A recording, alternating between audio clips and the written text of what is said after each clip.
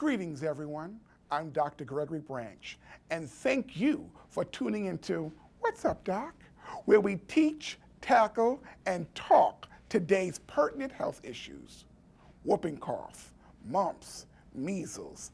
These diseases that used to strike fear in the hearts of some of our older relatives, they have now become nearly extinct, thanks to vaccines.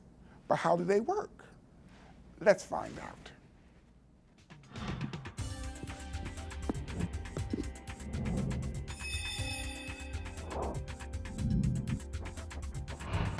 What's up, Doc? We have with us today Dr. Scott Krugman, Dr. Sharon Saunders, and Dr. Lucia Donatelli.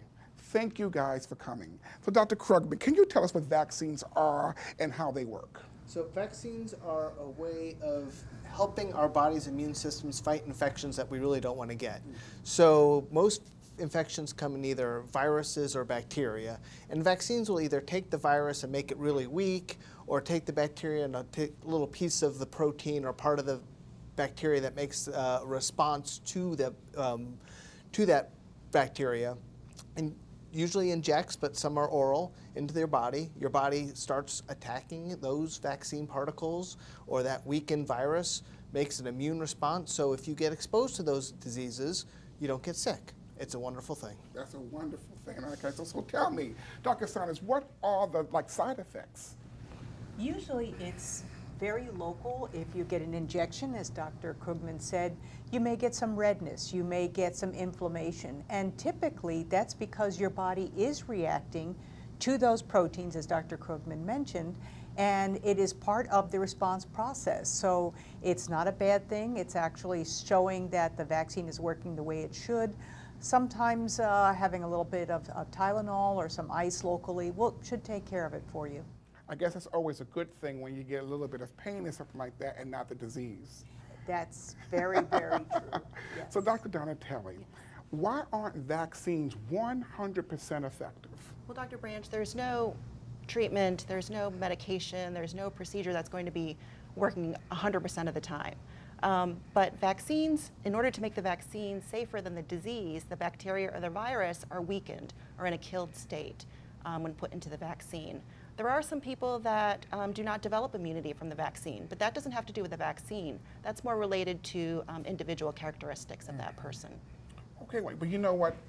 I got some children, you guys have children, things like that. So tell us, what vaccines, Dr. Krugman, do our children need when they go back to school? So the first series happened during infancy, and all kids, when they show up to kindergarten, have to have their complete series from infancy done, and it covers a very large number of diseases. Unfortunately, we have combination vaccines where at times you can have 5 different vaccines into one injection, which makes life a lot better for the child. Instead of getting 5, they get 1 and have the same great effect. But for the most part, we're talking about diseases that are pass-onable, and things like measles, chickenpox, whooping cough or pertussis, tetanus. These are very serious diseases that you don't want your child to have. So all of those are required. The newer requirements for teenagers are to get a hepatitis A vaccine, make sure there's 2 chickenpox vaccines, and make sure there's 2 measles vaccines. And those are required, plus that tetanus booster with the whooping cough component for those middle schoolers. And that was a relatively recent requirement about 4 or 5 years ago, and pretty much the county's doing a great job, and most kids are showing up with the vaccines they need. That sounds grand, that sounds grand. But you know what? We always talk about vaccines and we talk about children all the time. Dr. Saunders, tell me about the adults. Do the adults need vaccines? And if they do, what type of vaccines do they need? The adults do need vaccines, and everybody focuses on the children and they forget about the adults. But tetanus, you should always have your tetanus booster at least every 10 years. And if you happen to be unfortunate enough to step on that rusty nail, a big one, get a fairly sizable wound, you may need it a little bit sooner, and the doctors who see you will help you make that decision. We also need to think about pneumococcal vaccine, and particularly if you have chronic illnesses, somebody who's diabetic, somebody who has chronic lung disease. They are in particular in need of the pneumococcal vaccine, and they may need a second dose of it. We also, the shingles vaccine, and that's a new one. I remember taking care of patients for whom the shingles was very, very painful.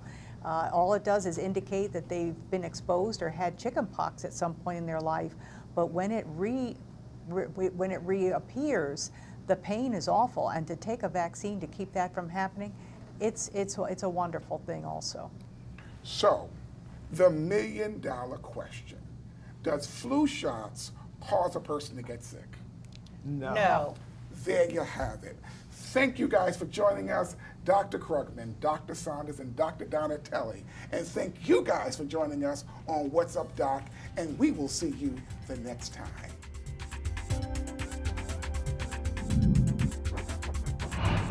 What's up, Doc?